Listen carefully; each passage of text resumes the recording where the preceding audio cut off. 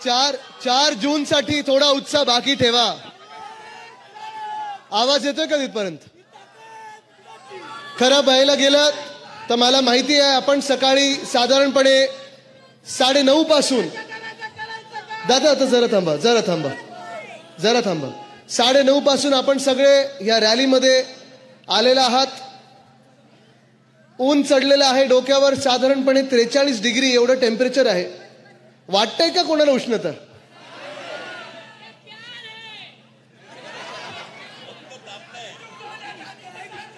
तापलं इथे चटकेतना बसतायत. पण आज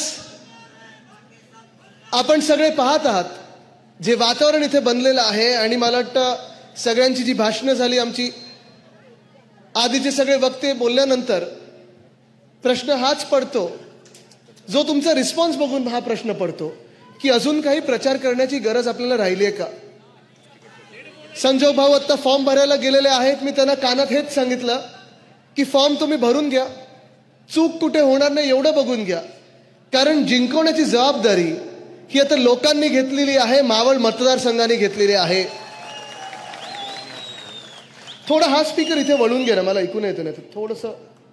नाही असं उलटा प्लीज. हा बस थँक्यू. मी जास्ती वेळ बोलणार नाहीये कारण मला माहिती आहे आपण कोणी जेवलेलं नाहीयेत ना नाश्ता केलाय. नाही असं नाही, निवडणूक महत्वाची आहे, अजून काही दिवस आपल्याला आहेत. मी सर्वांनाच विनंती करीन की आपण स्वतःची सगळ्यांनी काळजी घ्या. सचिन भाऊंना मी खास धन्यवाद देतो कारण आज जो मंच त्यांनी उभारलेला आहे इथे आम्हाला उन्हात ठेवले पण तुम्हा सर्वांना सावलीत ठेवलेलं आहे. आणि हाच शब्द मी तुम्हाला देतो की शिवसेना उद्धव बाळासाहेब ठाकरे पक्ष आणि उद्धव साहेबांची जी शिकवण आहे आम्हाला की आपण कितीही उन्हात असलो तरी आपले कार्यकर्ते आणि आपल्यावर जे प्रेम करतात, आपला महाराष्ट्र आहे ना नेहमी सावलीत ठेवलं पाहिजे. आपण त्यांची काळजी ही पहिली घेतली पाहिजे. कोविडच्या काळात देखील आपण हेच बघितलं. आणि ही निवडणूक आपल्या सगळ्यांचं इथे मी स्वागत करत असताना एवढ्यासाठीच तुम्हाला अभिनंदन देत आहे की ह्या ऐतिहासिक क्षणाचे आपण नुसतं साक्षीदार नाही आहात, आपण तो इतिहास घडवणारे इथे मतदार उभे आहात. कारण इतिहास हा घडणार आहे आणि देशात परिवर्तन होणार आहे हे लिहून घ्या तुम्ही. देशात परिवर्तन घडणार आहे. भाजपचं सरकार बसत नाही. आतापर्यंत आपण ऐकत आलो होतो पहिल्या 1-2 आठवड्यांमध्ये अनेकदा आपण प्रचारात पाहिलं असाल, ऐकलं असाल 400 पार.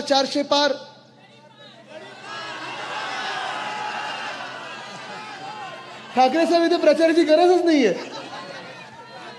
कारण जो नारा आपण दिल्लीत दिला होता, उद्धव साहेबांनी दिल्लीत जाऊन सांगितलं होतं अब की बार, हे सगळीकडे आता दिल्लीपर्यंत पोहोचलेलं आहे. पण आज तडीपार खरोखर भाजपला करण्याची गरज आलेली आहे. अनेकदा आपण ऐकलं होतं, अनेकदा आपण स्वतःहून म्हटलेलं होतं की कीचड में ही कमल खिलता है.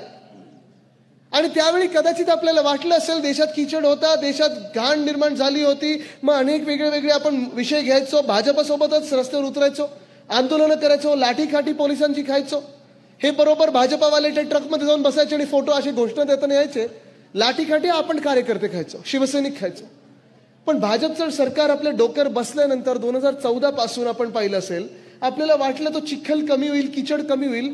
चिखल काय सगळीकडे कीचड फेकत चालू आहे. एकामेकांना चिखल लावतात, दुसऱ्यावर चिखल फेकतात आणि चिखल फेकल्यानंतर मग ऑफर येते. ते कोण शहाची ऑफर तेव्हा कोणाची आली होती? आता कोणाची येते हो? तसाच राहिलाय आणि मागचं आडनाव पण तसंच राहिलंय, जॉईन और जेल. हे नाही, काही लोकांना जास्ती किंमत देण्याची तर गरज नसते, सोडून द्या. पण महत्वाची गोष्ट हीच आहे, जॉईन और जेल ही जी काही पॉलिसी सगळीकडे आली, तुमच्यावर चिखल आम्ही फेकू आणि चिखल तुमच्यावर फेकल्यानंतर तुम्हाला तो चिखल धुवून काढायचा असेल तर भाजपा वॉशिंग पावडर मध्ये उडी मारत जे प्रगती करत होती तिथे एक तर स्वतःचे यांचे मुख्यमंत्री यांनी बदललेले आहेत, कोणतरी भलतंच यांनी डोक्यावर बसवलेलं आहे. आणि जे विरोधी पक्षाचे मुख्यमंत्री होते वरपासून खालपर्यंत, उत्तरपासून दक्षिणेपर्यंत जर मोजलं तर आपण पाहिलं असेल दिल्लीमध्ये जो प्रकार झालेला आहे, जेवढा भयानक प्रकार झालेला आहे. अरविंद केजरीवाल जी यांना अटक केली. माहितीये का केली यांनी अटक? कोणीतरी जाऊन यांना सांगितलं की आम्ही अमुक अमुक शेकडो कोटी अरविंद केजरीवाल यांना दिलेले आहेत, आता तुम्ही अटक करा. ईडी बरोबर घरी पोहोचली, त्यांना ऑफर दिली, एक तर एनडीए मध्ये या, नाही तर तुम्हाला जेलमध्ये टाकू. अरविंद केजरीवालजींनी सांगितलं जेलमध्ये टाकलं तरी चालेल, फासावर लटकवलं तरी चालेल, पण तुमच्या भाजपामध्ये येणार नाही. लढत आहेत ते तिथे. संजय सिंगजी असेच आहेत, शूरवीर एक योद्धा आहेत संजय सिंगजी, तसेच जेलमध्ये जाऊन आले. जसं आपल्याकडे संजय राऊतजी आहेत, अनिल देशमुखजी आहेत, तसं तिथे दिल्लीत संजय सिंग आहेत, जेलमध्ये जाऊन बाहेर आले, लढत आहेत, आपल्या देशासाठी लढत आहेत, सत्यासाठी लढत आहेत. कारण भाजपाची एकच पॉलिसी, एकच कार्यक्रम भाजपाचा चालतो, सत्यमेव जयते नाही तर सत्तामेव जयतेसाठी लढा, सत्ता काबीज करण्याचा प्रयत्न करा. दिल्लीमध्ये जे त्यांनी केलं तसंच झारखंडमध्ये केलं, आपण पाहिलं असेल. हेमंत सोरेनजींना देखील त्यांनी तसंच आत टाकलेलं आहे. तसंच आपलं सरकार देखील पाडण्याचा प्रयत्न केला. तेव्हा हे जे मिंदे आहेत आज मुख्यमंत्री म्हणून, घटनाबाह्य मुख्यमंत्री आपल्या डोक्यावर बसलेत, अवकाळी सरकार म्हणून आपल्या डोक्यावर बसलेले आहेत. त्यांना पण ऑफर दिली होती जॉईन ऑर जेल. त्यांचं कॅशचं गोडाऊन सापडलं होतं, इन्कम टॅक्सची धाड पडली होती. त्यांना सांगितलं येताय की टाकू आतमध्ये. मग ते लगेच रडायला लागले, दाढी खाजवत. आणि मग 20 मेला उद्धव साहेबांनी येऊन सांगितलं होतं, वर्षा बंगल्यावर अमोलजी त्यांनी येऊन सांगितलं होतं की मला हे धमकवत आहेत, मला आता जेलमध्ये जाण्याची हे माझं वय नाहीये, मी काय करू साहेब, मला हे आत टाकतील, तुम्ही काहीतरी करा, भाजपसोबत चला, आम्ही आत जाऊ. हे सगळं रडगाणं झालेलं तिथे. आणि हे सगळं झालं कारण काय आहे, आपण एक पॉलिसी बघितली आहे भाजपची असते, खोटं बोला पण रेटून बोला. मिंदे गँगची एक पॉलिसी आहे, खोटं बोला पण रडून बोला. एवढाच फरक आहे दोघांमध्ये, खोटं बोलतच असतात. पण मूळ मुद्दा हा आहे की इथे पण ती जॉईनर जेल पॉलिसी होती. आणि तुम्हाला आज सांगतो, लिहून देतो, हे 40 गद्दार आमदार ज्यांनी टुपुक टुपुक उड्या मारून गुजरातला पळाले, मग गुवाहाटीला पळाले, मग गोव्यात जाऊन टेबलावर नाचले, हे सगळेचे सगळे त्यांच्या विरुद्ध काही ना काहीतरी धमक्या होत्या, फाईली होत्या, केसेस होत्या, आरोप होते. आणि तसेच जे गद्दार खासदार गेले, एक इकडचे पण होते. काय चोर, हे वेगळं वेगळं काय काय ऐकत असतो, कुठे डांबर चोर, कुठे माती चोर, कुठे कोंबड्या चोरल्या जातात, कुठे काय म्हणजे काय. सगळेच असे लोक एनडीएत घेतल्यानंतर बाकीचं राहिलं तरी काय. पण मुख्य गोष्ट ही आहे, तुम्हाला सांगायला मी इथे आलेलो आहे की आज देशात जेव्हा जेव्हा तुम्हाला सांगितलं जाईल की 400 पार भाजपा करत आहे, तुम्ही सांगा कदाचित चंद्रावर करत असेल, आमच्या भारत देशात 400 काय 200 पार पण भाजप करणार नाही. काल परवाकडेच मी ऐकत होतो, एक नारा माझ्या कानावर आला, भाजपासाठी साऊथ से साफ आणि नॉर्थ में हाफ. आणि हेच मी सांगत तुम्हाला, 400 पार जे आपल्या कानावर येतं, तुम्ही पण समजून घ्या आणि तुम्ही पण सगळ्यांना सांगा. जर इथून कोणी, तुम्ही मला सांगा, तुमच्यातून कोणी भाजपाला मतदान करणार आहे का? तुमच्यातून कोणी गद्दारांना मतदान करणार आहे का? तुमच्यातून कोणी महाराष्ट्र द्वेषींना मतदान करणार आहे का? कोणी महाराष्ट्र विरोधांना मतदान करणार आहे का? म्हणजे मावळची सीट आपली आहे ना, शिरूरची सीट आपली आहे ना, पुण्यातली सीट आपली आहे ना, बारामतीची सीट आपली आहे ना. मग 400 पार येतात तरी कुठून? आणि हेच तुम्हाला सांगायला मी इथे आलेलो आहे. खूप वेळा तुम्हाला भ्रमात टाकलं जातं की अरे तुम्ही तुमचं मतदान भाजपच्या विरोधात का करताय, तुमचं मत फुकट जाईल. तुमचं मत फुकट जाणार नाही. तुमचं एक बोट हे इतिहास घडवणार आहे, केंद्र सरकार हे बदलणारं तुमचं मत असणार आहे, हे तुम्ही लक्षात घेणं गरजेचं आहे. आज आपण पाहत आहोत की या देशामध्ये प्रत्येक जण हा त्रस्त आहे, हैराण झालेला आहे. मला जास्ती वेळ बोलायचं नाही, जेव्हा भाषण करायची वेळ आपली सभा येईल तेव्हा सांगणार आहे. पण आज जर छोट्या काही शब्दांमध्ये आपल्याला पटवून द्यायचं असेल की विकास कसा झालेला आहे किंवा नाही, आणि कोणाचं झालं आणि कोणाचं नाहीये, आणि बदल कुठे घडणार आणि तुम्ही तो बदल कसा घडवणार, जरा इथे जरा थोडी चुळबुळ कमी करा ना. हे कॅमेरा वगैरे नंतर लावा प्लीज. विकास कोण घडवणार आहे, विकास कोण घडवणार नाही, तर तुम्हाला आज उदाहरण द्यायला इथे मी आलोय. जानेवारीच्या महिन्यामध्ये केंद्राचा अर्थसंकल्प आला होता. केंद्राचा अर्थसंकल्प जेव्हा सादर केला गेला तेव्हा निर्मलाताई सीतारामन यांनी सांगितलं की आता आम्हाला नवीन शोध लागलेला आहे की ह्या देशात 4 जाती आहेत. माहिती कुठच्या जाती त्यांनी सांगितलं? त्यांनी सांगितलं 4 जाती, ह्या म्हणजे गरीब, शेतकरी, युवा आणि महिला. ह्या 4 जाती आहेत, 4 वर्ग या देशामध्ये, बाकी कोणी नाही. आणि आता आम्ही ह्यांची सेवा करणार. म्हणजे तुम्ही विचार करा, 10 वर्षाचं बहुमताचं सरकार चालवल्यानंतर ह्यांना कळतं की हे 4 वर्ग आपल्या देशात आहेत. आणि जर ह्या 4 वर्गांचा तुम्हाला पाढा वाचायचा असेल, 4 वर्गांचा अभ्यास करायचा असेल, हे 4च्या 4 वर्ग आपल्या मावळ मतदारसंघात आहेत ना. शेतकरी आहेत, महिला आहेत, युवा आहेत, गरीब आहेत. चला आता आपण प्रत्येकाला विचारायला सुरू करूया, इथे शेती कोणाची? जरा हात वरती करून दाखवा मला. सगळ्यांची शेती आहे? तुम्ही मला सांगा, या गेल्या 2-2.5 वर्षामध्ये तुम्ही शेतकरी म्हणून या महाराष्ट्रात जगू शकता का? जगणं परवडतं का? शेतमालाला भाव आहे का? जर तुम्हाला आज मी विचारलं की तुम्हाला तुमची पुढची पिढी म्हणजे माझ्या वयाची मुलं असतील, रोहितच्या वयाची मुलं असतील, तेजस्वी यादव आहेत, ते देखील बिहारमध्ये लढत आहेत, आमची जी पिढी आहे म्हणजे तुमची पुढची पिढी, तुमची मुलं मुली, तुम्हाला असं वाटतं का तुमच्या पुढच्या पिढीने शेतीत यावं आणि कृषी क्षेत्रात यावं, शेती करावी? वाटतं तुम्हाला कोणाला? का नाही वाटत हो? परवडत नाही. अजून शेतकऱ्याला भाव मिळत नाही, शेतमालाला भाव नाही. नैसर्गिक जीएसटी, कितीचा जीएसटी हो खतावर? 18% आहे, बरोबर आहे. अजून काही तिथून सांगू शकाल का? गेल्या 2-2.5 वर्षामध्ये जेव्हा जेव्हा अवकाळी पाऊस झालाय, जेव्हा जेव्हा गारपीट झालेली आहे, सततचा पाऊस लागलाय, दुष्काळ असेल, ओला दुष्काळ असेल किंवा दुष्काळ असेल, या सरकारमधून, या गद्दार गँगच्या मिंदे गटाच्या सरकारमधून एक तरी मंत्री तुमच्या शेतावर कधी आलाय का? आलाय? कधी दिसलंय? कृषी मंत्र्याचं नाव माहितीये का? 2 वर्षात 2 कृषी मंत्री बदललेले आहेत. पण माणिकराव ठाकरे साहेब, आपण देखील, आपण स्वतः दोघेही यवतमाळमध्ये फिरत होतो, बुलढाण्यात आहे, हिंगोलीत आहे, सगळीकडे जिथे जिथे प्रचार केला. महाराष्ट्राच्या प्रत्येक जिल्ह्यातून, प्रत्येक कानाकोपऱ्यातून शेतकरी एकच सांगतो, शेतमालाला भाव नाही, फर्टिलायझर किंवा खत आम्हाला परवडत नाही, आम्हाला जे काही मार्केट आहे तसं मिळत नाही. आणि गेल्या 2-2.5 वर्षामध्ये एकदा सुद्धा या सरकारकडून मदत मिळालेली नाहीये. हे मी खोटं बोलतोय का? खरं बोलतोय ना मी? जर मी खरं बोलत असेल तर प्रत्येक शेतकऱ्याला जर हे वाटत असेल तर तुम्ही मला सांगा, या राज्यातल्या शेतकऱ्याला हे सरकार, केंद्रातलं भाजपाचं किंवा राज्यातलं भाजपाचं सरकार पुढची 5 वर्ष परवडणार आहे का? आज शेतकरी आत्महत्या वाढायला लागलेल्या आहेत. ज्या ज्या जिल्ह्यात मी सांगतो, मला सगळे शेतकरी सांगतात की जे उद्धव बाळासाहेब ठाकरे या व्यक्तीने आम्हाला कर्जमुक्ती दिलेली होती 2 लाखापर्यंतची, ती कर्जमुक्ती हक्काने मिळाली, आमच्या खात्यापर्यंत आली. महाविकास आघाडीचं जेव्हा सरकार होतं तेव्हा शिवसेना, राष्ट्रवादी काँग्रेस, इतर मित्र पक्ष, शेकाप वगैरे आम्ही सगळेच एकत्र होतो. तेव्हा जेव्हा जेव्हा अवकाळी पाऊस झाला असेल, गारपीट झाली असेल, कोविडच्या काळात देखील आम्हाला मदत मिळाली. पण या गद्दारांच्या राजवटीत आम्हाला एकदा सुद्धा मदत मिळाली नाही.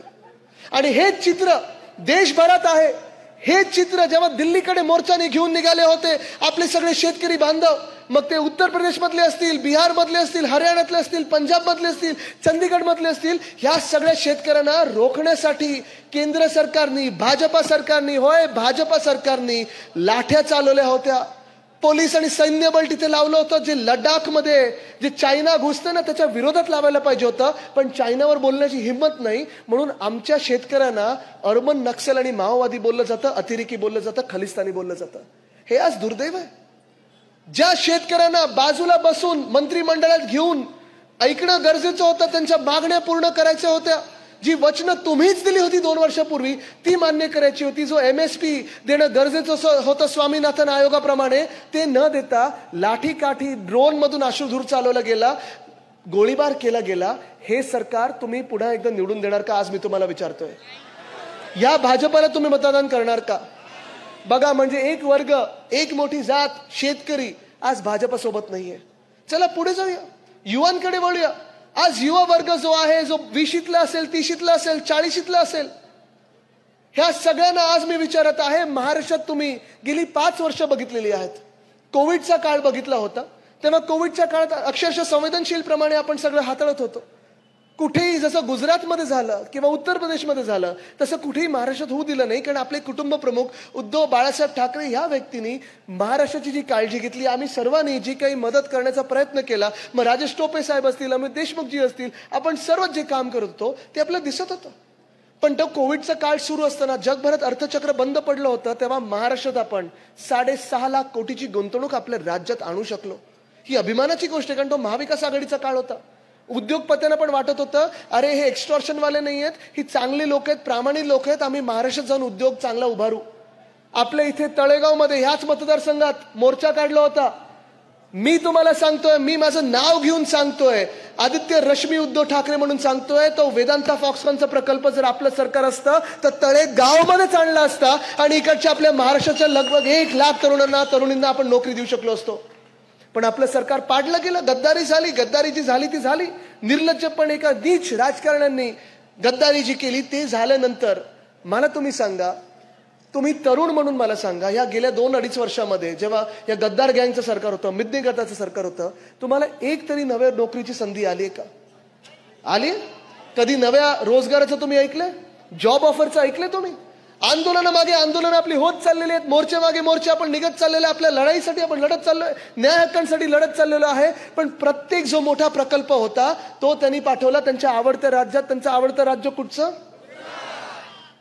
आज तुम्ही मला सांगा, उदाहरणं किती आहेत? किती 100 उदाहरणं माझ्याकडे आहेत. पण पहिलं उदाहरण जे आहे आपल्याच मतदारसंघातलं आहे. वेदांता फॉक्सकॉन तळेगावमध्ये येणार होतं, कुठे पाठवलं त्यांनी? एअरबस टाटाचा प्रकल्प आपण मिहानमध्ये नागपूरमध्ये आणणार होतो, कुठे पाठवला त्यांनी? बलड्राग पार्क आपण रोह्यामध्ये आणणार होतो, पाठवलं कुठे त्यांनी? छत्रपती संभाजीनगर येथे आपण ऑरिक सिटीमध्ये मेडिकल डिव्हाइस पार्क आणणार होतो, पाठवलं कुठे त्यांनी? अमरावतीमध्ये टेक्सटाईल पार्क आणणार होतो, पाठवलं कुठे त्यांनी? बुलढाण्यामध्ये आपण रिन्युएबल एनर्जी इक्विपमेंट पार्क आणणार होतो, पाठवलं कुठे त्यांनी? वर्ल्ड कपची फायनल आपल्या वानखेडेमध्येच व्हायला पाहिजे होती. शरद पवार साहेब जेव्हा अध्यक्ष होते क्रिकेटचे, वानखेडेमध्ये होते आणि आपण जिंकलो होतो. आता कोण अध्यक्ष झाले तिथे? काय आदिलशाह? कोण पाठवलं कुठे त्यांनी? आता मला तुम्ही सांगा, हे सगळं आपल्या महाराष्ट्रात असतं, चला बाकी सगळं सोडा, वर्ल्ड कप जर आपल्या महाराष्ट्रात असतं तर जिंकलो असतं ना आपण. माझा मूळ मुद्दा हाच आहे. माझा गुजरातला काही विरोध नाहीये. जे काही गुजरातला मिळालं पाहिजे, त्यांच्या अधिकाराचं असेल, हक्काचं असेल, मिळू देते ना. आसाममध्ये तसंच मिळालं पाहिजे. मणिपूर जाऊन शांत करा. मणिपूरमध्ये पण जे काही उद्योग आणि रोजगार आला पाहिजे, जी प्रगती झाली पाहिजे ती झालीच पाहिजे. केरळ असेल, काश्मीर असेल, झालंच पाहिजे. पण आज तुम्ही ठराविक राज्यांचा विकास आणि बाकीकडे भकास राख रांगोळी ज्याला आपण बोलतो, रांगोळी गुजरातला आणि राख आमच्या महाराष्ट्रात जे करतात, ह्याला माझा विरोध आहे आणि विरोध राहणार. आणि आज मी इथे तुम्हाला तरुणांना विचारायला आलोय की हा जो आपल्या महाराष्ट्रावर अन्याय होतो, जो आपल्या तरुणांवर अन्याय होतो, जो तरुणींवर अन्याय होतोय, त्याच्या विरोधात मी एक 33 वर्षाचा तरुण लढत आहे. तुम्ही माझ्या सोबत उभे राहणार की नाही राहणार? जर माझ्या सोबत उभं राहायचं असेल तर तुम्हाला आपल्या वाघोरे साहेबांना जिंकून द्यायचं आहे. तुम्हाला मशालीवर मतदान करायला लागेल. संजोगजींवर तुम्ही उभे राहणार की नाही राहणार? बघा, म्हणजे दुसरा वर्ग युवा तो आपल्या सोबत आहे. तिसरा वर्ग जो आहे महिला, इथे जरा हात वरती करून दाखवा मला. आणि तुमचं खास मी कौतुक करत आहे, कारण तुम्ही देखील उन्हातानात आज सोबत आहात, तुम्ही प्रचार करत आहात. महिला देखील आज आपण पाहताय महाराष्ट्रभरातल्या सगळ्या महिला आपल्या सोबत आहेत, कारण प्रत्येकाला वाटतं एकमेव विश्वासू नेतृत्व म्हणजे उद्धव बाळासाहेब ठाकरे कुटुंब प्रमुख आहे. पण आज मी महिलांना विचारत आहे, आज महिलांना ह्या महाराष्ट्रात सुरक्षित वाटत आहे का? 2 मंत्री असे आहेत, एक मंत्री असे आहेत अमोलजी, ज्यांनी कॅमेऱ्यांसमोर सुप्रियाताईंना, चला महिला नेते आहेत, त्या खासदार आहेत, 1 मिनिट विसरून जा, एवढ्या घाणेरड्या शिव्या दिलेल्या आहेत. त्या मंत्र्याला ज्याची हकालपट्टी व्हायला पाहिजे होती, ज्याला लाच मारून गेट आउट करायला पाहिजे होतं, त्यांना प्रमोशन मिळालेलं आहे, अजून एक खातं मिळालं आणि मंत्रिमंडळात बसवलेलं आहे. दुसरे मंत्री आहेत ज्यांच्यावर भयानक आरोप झालेले, उद्धव साहेबांनी त्यांना काढून टाकलेलं होतं मंत्रिमंडळातून, त्यांना देखील डोक्यावर बसवलेलं आहे. व ज्या राज्यामध्ये गुंड त्या मंत्र्याला जाऊन रील करतात, ज्या राज्यामध्ये अनेक वेगळ्या वेगळ्या गँग येतात, त्या गँगनं जाऊन नेते किंवा त्यांची मुलं जाऊन भेटत असतात, सेल्फी काढतात, अशा राज्यामध्ये तुम्हाला सुरक्षित वाटतंय का? वाटू शकतं का? आज महिला देखील बोलत आहेत की आम्हाला बदल घडवायचा आहे, कारण ज्या देशामध्ये जो भाजप पक्ष आहे, बिल्किस बानो नावाच्या बाईवर काही वर्षांपूर्वी रेप झाला होता, भयानक रेप झाला होता.